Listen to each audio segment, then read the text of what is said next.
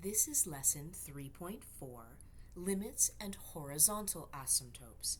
As we saw in the last lesson, we can use limits to determine the end behaviors of functions as they approach a vertical asymptote. In this lesson, we're going to use that same idea of limits to determine why the behavior of functions as they approach the horizontal asymptotes behave the way they do. Let's start by looking at a function, and this is another rational function. So given the curve f at x equals x plus 1 over x minus 2, let's determine what's happening to this function when x is equal to 1,000 and when x is equal to negative 1,000, and then we're going to talk a little bit about what this actually indicates. So we're going to set this up just like we normally would if we were solving just for some value of a function. So f at 1,000, subbing into our original equation, will be 1,000 plus 1 all over 1,000 minus 2. That gives us 1,001 all over 998. That equals 1.003. That's pretty close to 1. Now let's look at what happens when x is negative 1,000. So really the opposite side of things. Again, subbing into our original equation, negative 1,000 plus 100 all over negative 1,000 minus 2. This time we end up with negative 999 on top and negative 1,002 on the bottom.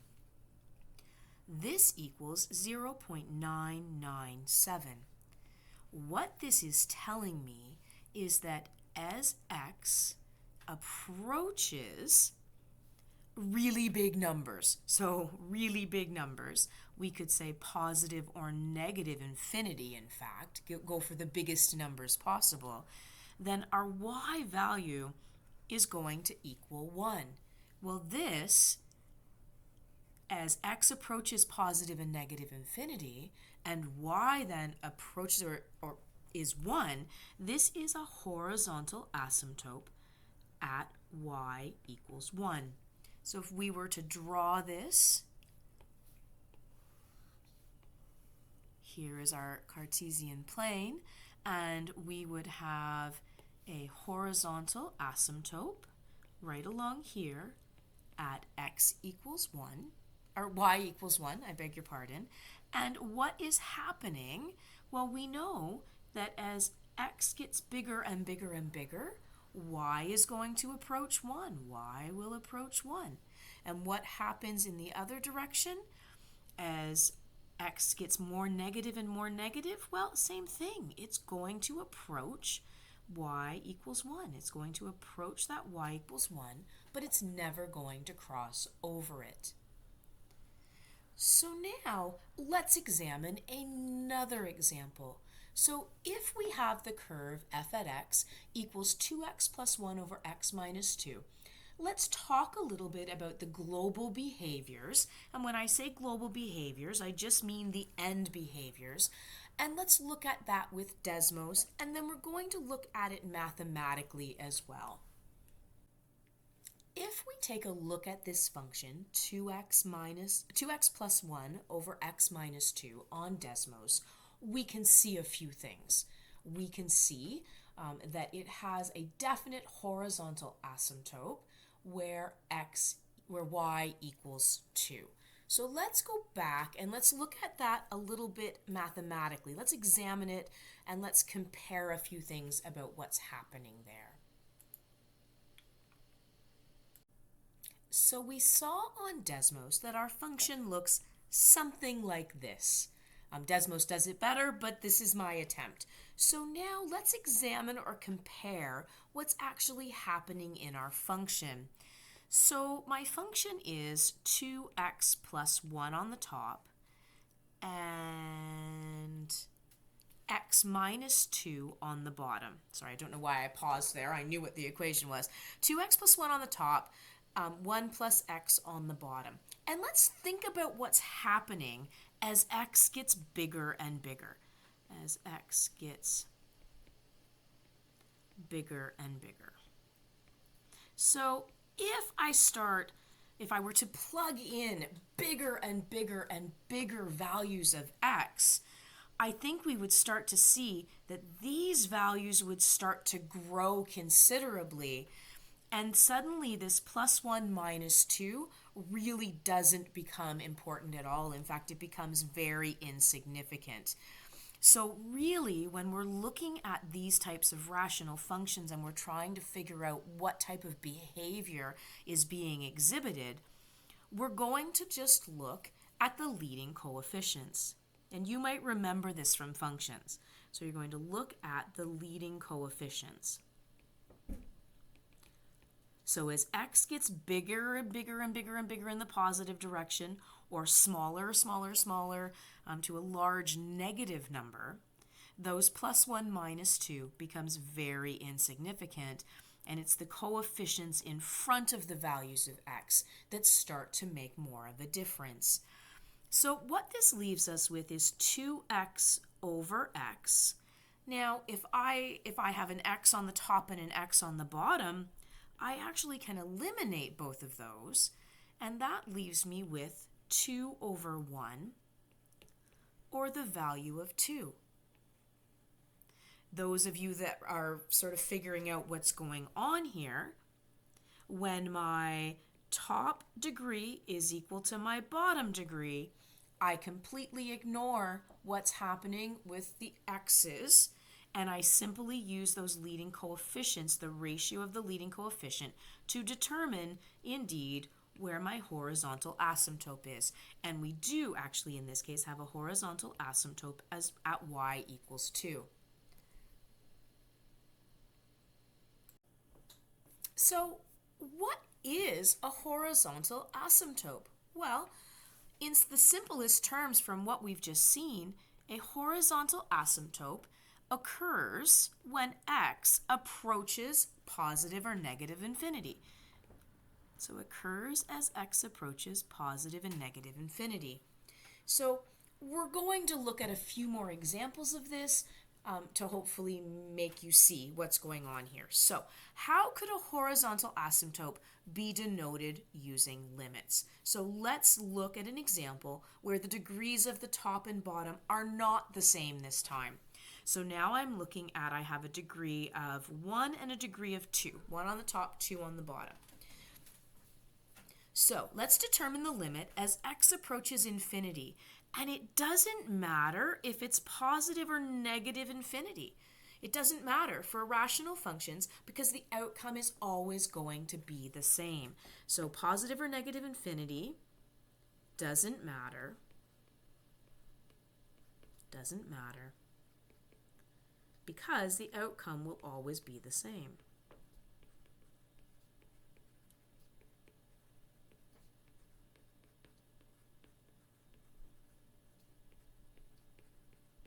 Will always be the same. Okay, so let's factor out. Let's factor an x out of both the. Let's factor out of both the top and the bottom. Okay, I'm going to make this a little bigger. So I have x plus 1 over x squared minus 2. So let's factor out. So let's factor an x out of the top. So that's going to give me x on the outside. And what am I left with on the inside? I'm left with 1 plus 1 over x. On the bottom, I'm going to pull out an x squared. So I have x squared, and I'm left with 1 minus 2 over x squared. Now let's think about what's happening as x gets closer and closer. So as x approaches positive or negative infinity for both of these, for 1 over x and 2 over x squared. Well, these values are going to get smaller and smaller and smaller and smaller. In fact, they are going to approach 0. So now that we've pulled out that common factor, let's actually, and we know that this is becoming 0, let's rewrite this a little bit. So we have x times 1 plus 0 all over x squared times 1 minus 0. Well, I can eliminate an x off both the top and the bottom. So now I'm left with 1 times 1 over x times 1, which really just leaves me with 1 over x. And now as x approaches that positive or negative infinity, what's happening here? What's happening to this 1 over x? Well, it's going to get closer and closer and closer to 0. And what this is telling me is that there is a horizontal asymptote at x equals 0. A horizontal asymptote at y equals 0. At y equals 0. Okay. And now, if you remember from functions, if my top degree is less than my bottom degree, then there is a horizontal asymptote at y equals 0. So now we're going to look at 2 more examples, and we're going to put it all together. What we know about vertical asymptotes, what we know about horizontal asymptotes, how that affects the end behavior, and how we would tackle a question like this. So for the following functions, find the horizontal asymptotes and the vertical asymptotes and the directions from which the curve approaches those asymptotes. So our first one that we're going to look at is f at x equals 1 over x squared plus x. So let's start with our vertical asymptotes. So remember, if I have a vertical asymptote is going to be this time as y is approaching infinity. So horizontal asymptote as x is approaching infinity, vertical asymptote as y is approaching infinity. And I have 1 over x squared plus x. I'm going to pull out a greatest common factor. So I am going to, my limit.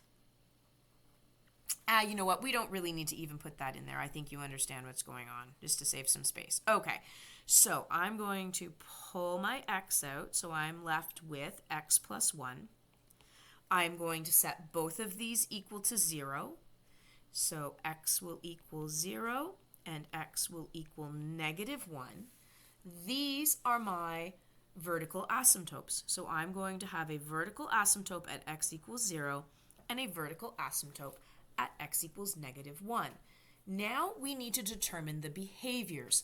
And remember, to determine those behaviors, I'm going to compare the left hand, what's happening as we approach from the left-hand side and the right-hand side for both of those asymptotes. So let's look at our left-hand side of x equals 0 first. So the limit as x approaches 0 from the left-hand side will be 1 over x squared plus x. Now, we want to pick a point that's just to this left-hand side, so let's use negative 0.01. So we have 1 over negative 0.01 squared plus negative 0.01. That equals negative 101.01.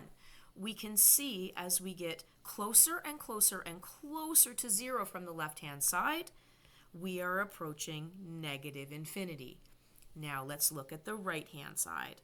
I'm going to erase this just to give myself enough room to do the rest of what we need to do.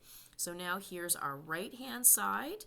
The right-hand side of the limit as x approaches 0 from the right-hand side, 1 over x squared plus x. Let's choose a value of 0.01. 0.01. So we have 1 over 0.01 squared plus 0.01. When we do the math on that, we end up with positive 99. And we could see that no matter what I choose for this, as I get closer and closer and closer to 0 from the right-hand side, my value of y is going to get closer and closer to positive infinity. So this is telling me that as I'm approaching this asymptote from the left-hand side, I'm approaching negative infinity.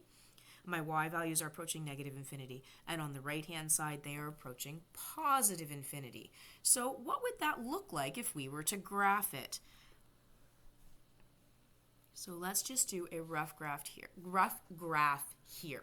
So we've looked at where x equals 0.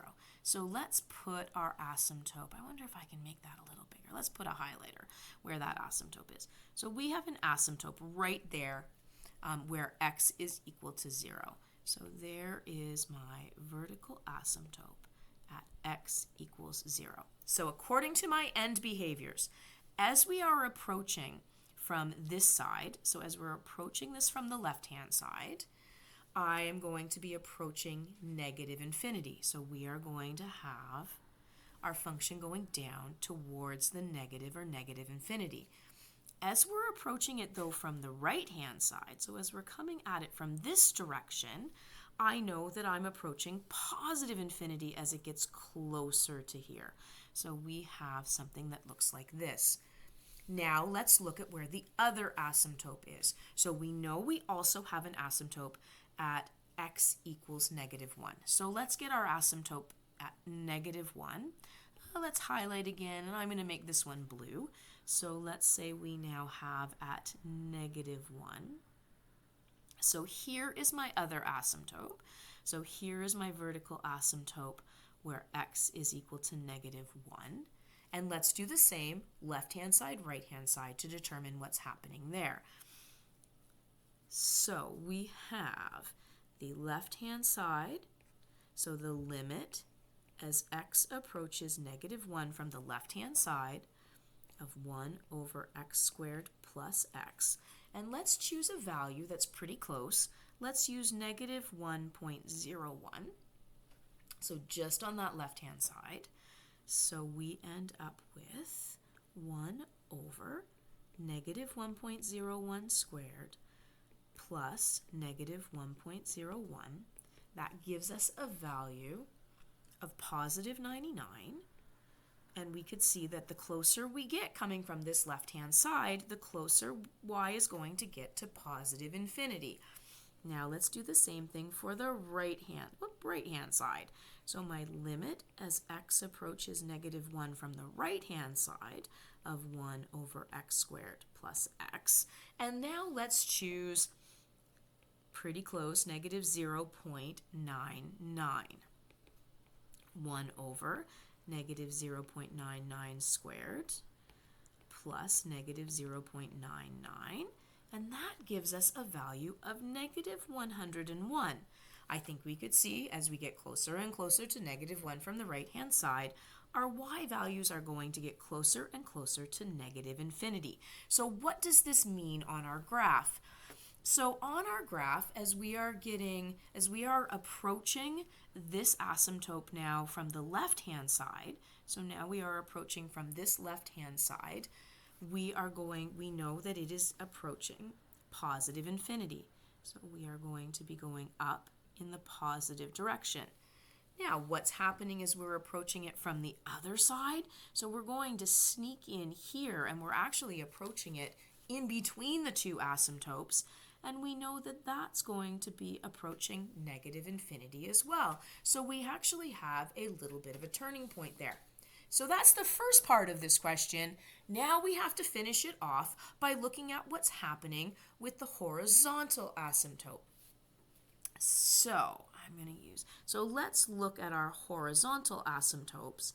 And remember, our horizontal asymptote is now as x is approaching infinity. So we've had y approaching infinity, now we have x approaching infinity. So we know that we have 1 over x squared plus x. This x squared is the dominant term. So remembering back to what you may have done before, if the top is less than the bottom, we are going to have a horizontal asymptote where y equals 0.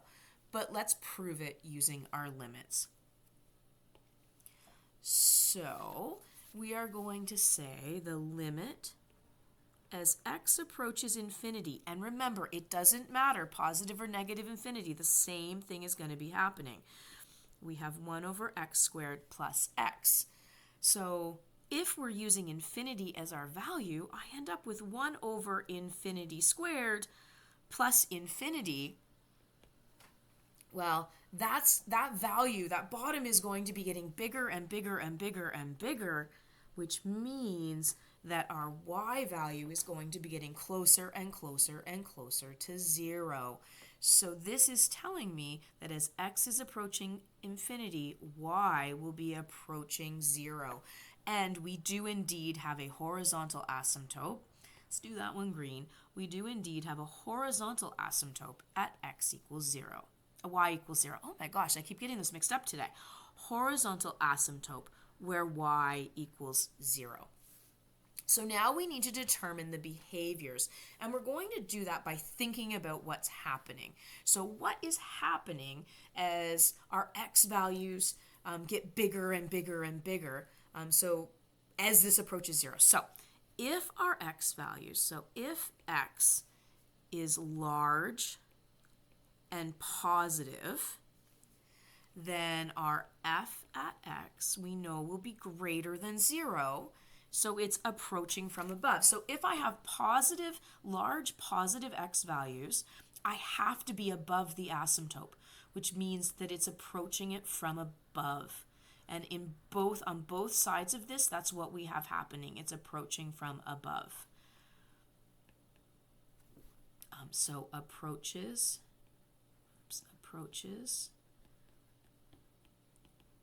from above. Now, the opposite can be said if we have large negative values. So if if x is a large negative value, then f at x will be less than 0, and it's going to approach from below. So it will approach from below. So it will approach from below. That's messy. Okay, so it will approach from below, and that actually is what we see happening right here, is that it is approaching from below. So that's our first example of how to use the limits and what's happening to determine end behavior as we are getting closer to the horizontal and vertical asymptotes. We're going to do one more example, and then I'm going to leave you to your own devices with the homework. Okay, the last example for today. What I'd like you to do is pause the video, take a few minutes to see if you can determine those vertical asymptotes, determine the horizontal asymptotes, and figure out what the behaviors are doing as both x and y values are approaching those asymptotes. Then when you come back, we'll go through it together. Okay, I'm assuming since you're back, you've maybe given it a try. So let's start with our vertical asymptotes. I'm going to blow this up a little just so I have a little extra space here. Okay, so let's start with our vertical asymptotes. So we have negative 4x squared plus 1 over 2x squared plus x. So remember, we want to factor out common factors as much as we possibly can. So we have negative 4x squared plus 1. That's going to factor out to be 1 minus 2x times 1 plus 2x on the top. On the bottom, we have 2x squared plus x. Well, I can pull an x out of there, and that leaves me with 2x plus 1. Now I'm going to look to see, is there anything I can eliminate? Well, 1 plus 2x and 2x plus 1 are actually the same thing. So yes, I can eliminate that. Now this is telling me that I am left with a vertical asymptote at x equals 0. So I have a vertical asymptote when x is equal to 0. Now I'm going to apply my left-hand side, right-hand side behaviors to figure out what's happening with this actual graph. So we're going to look at the limit as x approaches 0 from the left-hand side of 1 minus 2x all over x. And there's no need to go back to the original equation. In fact, we shouldn't for this. We can use the simplified equation. So I'm going to come at this from the left, and I'm going to use the point of negative 0.01. So 1 minus 2 times 0 all over negative 0.01. That's going to give me a value of negative 100. So we can see that as x approaches 0 from the left-hand side, y is now approaching negative infinity. Let's look at the behavior. So that's our left-hand side. Let's look at our right-hand side behavior. So now as x approaches 0 from the right-hand side of 1 minus 2x over x, let's use our value of 0.01. So we have 1 minus 2 times 0 all over 0.01. Well, that equals positive 100. So we can see that as x gets closer and closer to 0 from the right-hand side, y is going to get closer and closer to positive infinity. So now let's take a look at what that looks like on the graph. Let's put that here in the middle. So I have a vertical asymptote where x equals 0. So here is my vertical asymptote. So vertical asymptote at x equals 0. And as I am approaching this from the left-hand side, my value is approaching negative infinity. So I'm going to be down this way. I'm going down and I'm getting more negative. As we're approaching from the right-hand side, however, my values are getting more positive to the point where they're going to get to positive infinity. Okay, that's what we've gleaned from our vertical asymptotes. Now let's look at our horizontal asymptotes.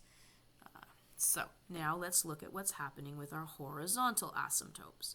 So our horizontal asymptotes are now, remember, where x is now approaching positive and negative infinity. So we're looking at that limit as x is approaching positive and negative infinity, but we've got to do a little work first.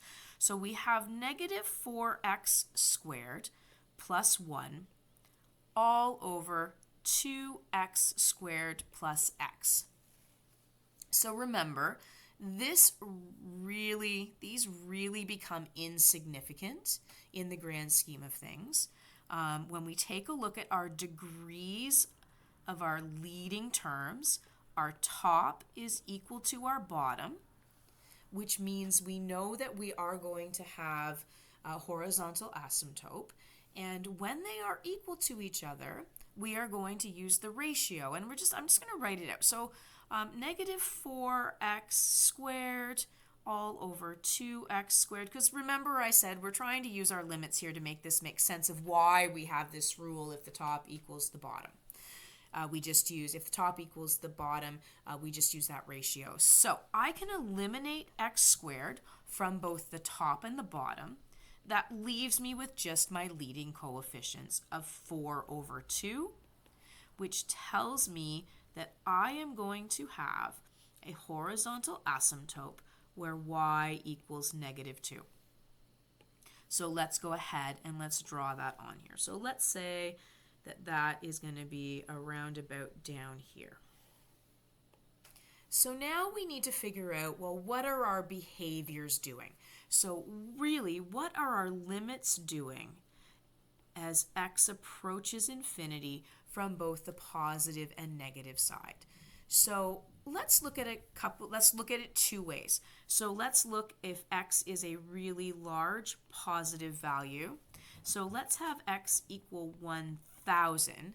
What's that doing to our equation? So we have negative 4. Oh, okay, sorry. Let's erase that. Let's erase that and let me get it in here right.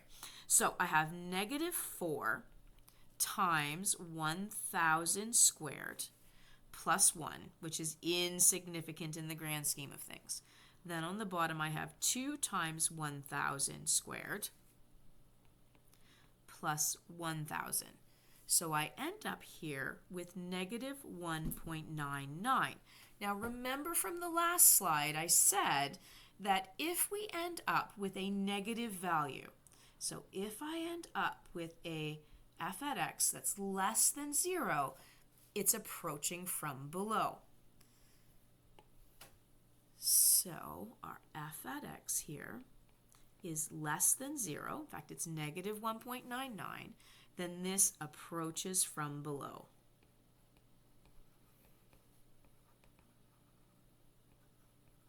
This approaches from below. So as we are coming at this thing, we are approaching from below. So we are going to be coming up at this from this direction, from below, and getting more and more negative. As x gets more and more negative, our y values get closer and closer and closer to that asymptote. Now let's think about what would happen on the flip side of that if we had x was a really large negative number. So if x was a really large negative number, so let's use negative 1,000, we have negative 4 times negative 1,000. That gives me a big positive, 1,000 squared, that gives me a big positive number. Plus 1 over 2 times negative 1,000 squared. So we are going to end up there.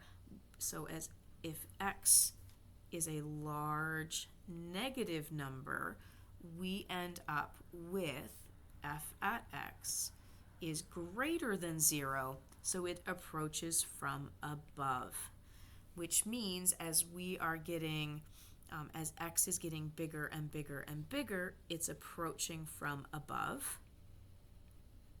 And again, as x is getting, as x is getting bigger and bigger, it's approaching from above. For homework, this isn't from the red textbook. This is actually from a different textbook. So here are the questions I would like you to try. And I have gone ahead and put the solutions from the textbook there for you. As always, if you have any questions, feel free to reach out and email.